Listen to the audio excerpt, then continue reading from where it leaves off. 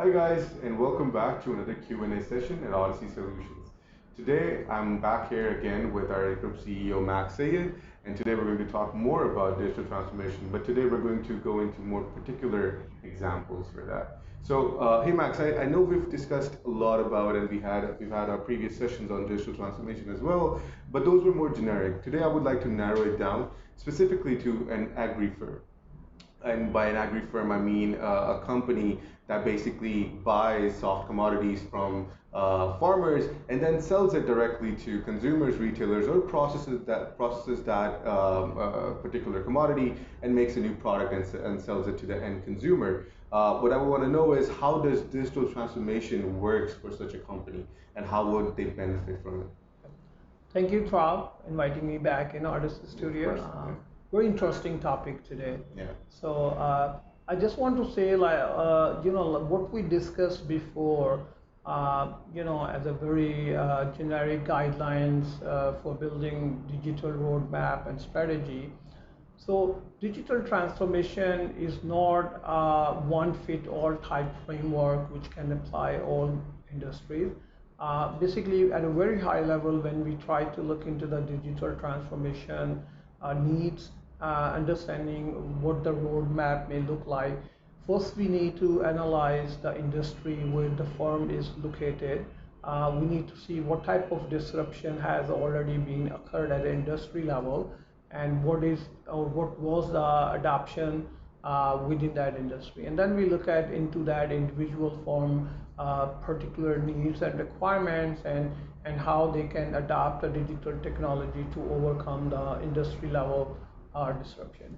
Saying that in agriculture or for agri farm, like what you referred that, the digital transformation is more like creating a digital transformation ecosystem. So digital transformation ecosystem, the purpose is to overcome the limitation of any enterprise-led digital transformation attempts and journey. Um, so basically what I meant by digital transformation ecosystem, where you have a partnership network with your end users, with your vendors. In case of agriculture farm, you're also be including the farmers as a part of digital transformation, and you're also considering anyone down on your supply chain, right? So the basic outcome of an ecosystem,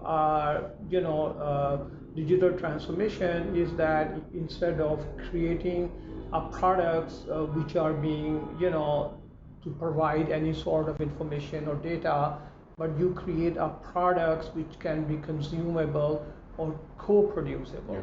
So one comparison I can give you, like for example, if you are a non-agri farm, you might want to create this whole digital transformation process and create a data and provide visual analysis of data via some dashboards or any business intelligence tools like that. So the end users will be reviewing this information and predicting or analyzing what the next path should be, versus consumable product where you actually create a productionized data, provide it to the partners and guide them how they can co-create a new products from it, right?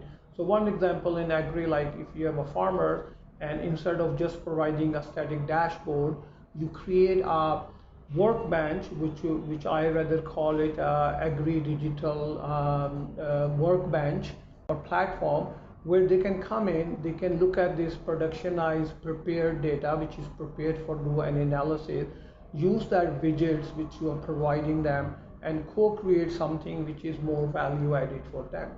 And that's where the difference comes between creating an enterprise or traditional way of creating a digital roadmap versus creating an ecosystem basis collaboration with your partners, and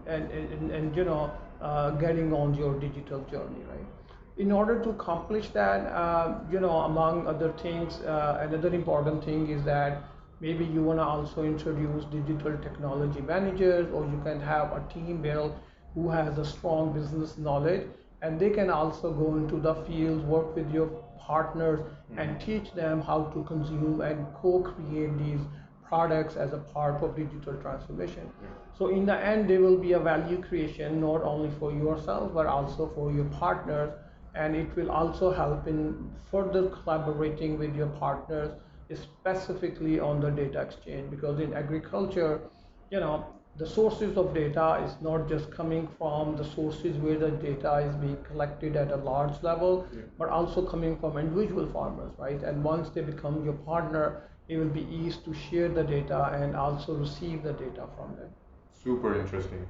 Perfect. Thank you for such a comprehensive answer to that, Max.